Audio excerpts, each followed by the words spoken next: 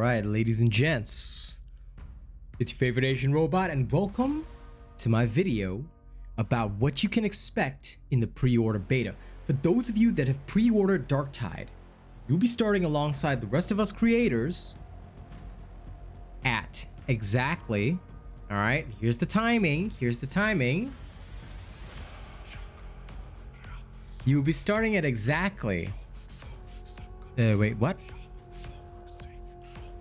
Oh, phew. Okay, so 10 a.m. PST. Yeah, they actually edited this thing to put it in my time zone, because I was checking with the creator Discord. I was like, why does this show my time zone? Okay, so keep this time in mind. 10 a.m. PST. All right. So what time is it in PST now? So listen, in Pacific Standard Time, it is currently the 16th of November, 2022. But in Australian time, where I'm at in Perth, it is currently 12:24 in the afternoon, 17th of November. So it will actually be 2 a.m. Australian time and 10 a.m. 17th of November Pacific time.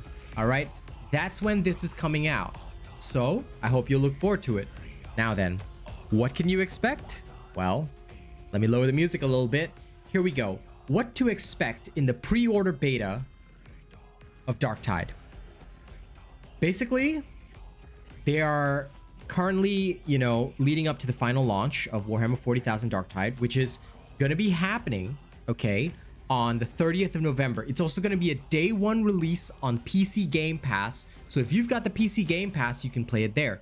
Steam and the PC Game Pass will be separated at launch. Why? Because, unfortunately, crossplay is not in the game yet. They intend to launch successfully first, and then after that, they will start to work on crossplay. It's not a guarantee at this moment, but I'm pushing for it because I really, really want to see crossplay. I know many of you want to see crossplay, so that's going to happen.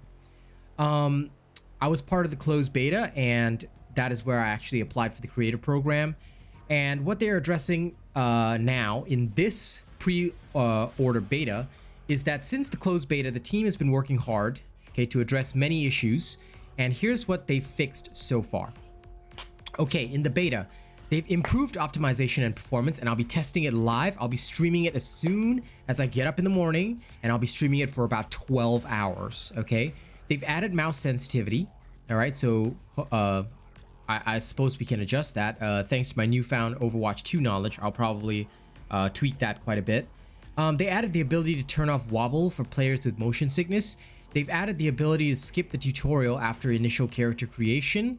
They're working on adjusting the sensitivity of the chat filter so that calling out snipers no longer looks like you're calling your teammates something only Nurgle could love. Oh my god, please let us know how this is working for you. I did not, okay, so I should probably tell you guys that prior to Overwatch 2, I wasn't very good at pinging, so I will try the ping function this time, and I'm so sad that I missed whatever the heck this sniper call out was. They've added the meat grinder to the Mourningstar Psychanium so you can test all your weapons before going into a mission. Just don't shoot the servitors, they're expensive. Okay. They've been working on general connectivity issues so we can all consistently stay connected to games. That's good. I never disconnected from any games while I was playing, but that'll be a great help. Some work has been done to lighting and to help players better see and identify enemies. Okay. They've implemented a new HUD so players can access more transparent information on their teammates. Okay. They've increased weapon handling for the veteran sharpshooters starter weapons so your reject doesn't handle their weapons like only a heretic would. Okay. They've separated enemy tagging input from the smart tagging wheel so that players can more easily tag enemies. Okay. I see.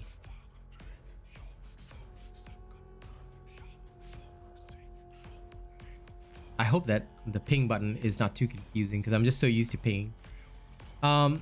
Well, now anyway. Malice difficulty has been locked to players until their character reaches level 3. Let's not thin the Mourningstar's ranks too quickly. Okay, sure. Either way, I'll be starting on the lowest possible difficulty, and I'll create a guide on what difficulty is recommended for which level, just to, you know, make sure that everybody can do things at a decent pace. I know some people want to run it real fast, but you know, let's not go too far, shall we? Players in full strike teams can play the highest difficulty level that at least one party member has unlocked, even if the rest of the team hasn't yet unlocked it. Chaining weapons, specifically push into attacks, should now be smoother. There's been some fine-tuning on weapon swaps, but they depend on the weapon's size and weight. For example, switching between a two-handed chainsword and a bolter will not be immediate. Switching to melee should always be instant, while ranged weapons have a ready-up time. Tuned some dodges and dodge timings, okay. Player stun and hit reactions have been tuned to avoid instances where players could be stun locked by riflemen. But remember to take cover. Okay. Working on, but not in the beta. They're currently working on how best to implement an end-of-screen scoreboard that rewards the cooperative behaviors we aim for in DarkTide's gameplay. Okay. We know walking to the mission board every time was a bit of a workout. I didn't even know there was a mission board, so that's information to me. So we're working on spawning players returning from a mission closer to the board. Unless they're talking about where we deployed from, because it wasn't much of a walk. But okay. They're working on a detailed view of weapon stats. I thought the stats were enough, but okay, details are good. What to expect in the pre-order beta. Launching a game is not easy, and more often than not, day one issues will prevent many people from jumping right in. They cannot guarantee that their launch will be as smooth as an Ogryn's forehead. If you don't know what an Ogryn is, ask for a lore video. But our pre-order beta aims to help optimize the launch experience. We plan on doing this by slowly ramping up our service over the next 2 weeks. Oh wow, okay. In practice, this means that joining us on November 17th, you and your friends will pick your class, create your characters, then dive into 4 missions across 4 zones at several difficulty levels available. We'll also give you access to an entirely new zone to explore, Dust. That's not all, rejects. You get the whole experience of our training grounds to familiarize yourself with the game mechanics. 60 plus weapons to choose from, 4 random conditions that will impact your in-game experience, from power outages to worse. Wow, I like that. And we will increase the number of missions regularly. Okay. Here's a serious rundown of what's going to happen. Week 1, November 17th to the 20th, it'll be full access to the game's hub and mission board, 4 changing missions across 4 zones. They will regularly run in-game events, or also called as conditions, namely power supply interruption, ventilation purge. We don't want to spoil them too much, but oh my god, I'm looking forward to experiencing these, because holy shit, this gives me more of a reason to be a total weakling and do the lowest difficulty so that I don't die instantly. I like this. Okay, great. 8 changing missions across 4 zones is in week 2, November 21st to 27th. In-game events, other surprise additions that they will not spoil right now. And November 28th to 30th, there'll be up to 10 changing missions. So they'll be prepping, there'll be some downtime to prep for the you know, wide release. And then at launch, there'll be 13 missions across 5 zones, 1 new zone. They do not want to share its name yet. New conditions, in-game events. We also deploy hot fixes as we carefully monitor the pre-order beta feedback and respond accordingly. Okay. Now, carryover progression. This is going to be important. Their goal is to ensure all progression will carry over from the moment you start playing through full release, but they cannot fully guarantee. If there needs to be a wipe, all right, it'll happen earlier rather than later, okay? From what I've been told, every day, okay, and this is taken directly from the creator Discord. Now, I'm not supposed to share a lot of information in there, but I think it's safe to share this quote. Every day that goes without a wipe reduces the chances that one will happen. This is because it means that there is no major error that they have to fix. However, it's still not a guarantee. There could still be a wipe on the very last day, all right, of the pre-order. So go into the pre-order expecting that your progress will not carry over. Have fun, all right, but don't get super upset. If you get a really rare weapon drop or something, look, we're gamers. We can earn it back, right? There's nothing hard about that. Look at my arm ghosting in and out of reality. Come on. All right, so listen. I want to see all of you rejects, okay? On Australia time, 18th of November, 11:30 in the morning, 11:30 a.m., 18th November 2022. That's where I will be on for a 12-hour stream on YouTube right here. Okay, we're gonna do it. We're gonna have some fun. It's gonna be insane. It's gonna be literally insane. All right, I'll even try to take my lunch breaks and dinner breaks right here.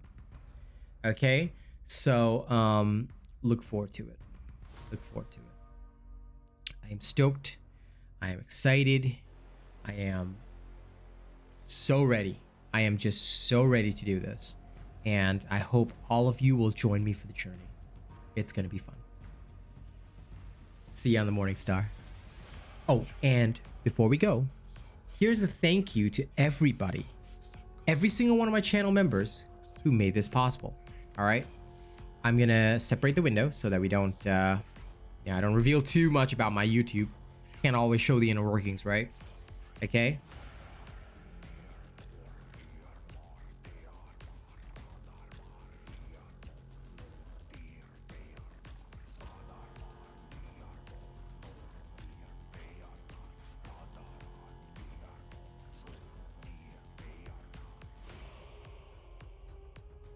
All right. So here are our top channel members. Destawning982 at Plus Ultra, our top fan at the moment.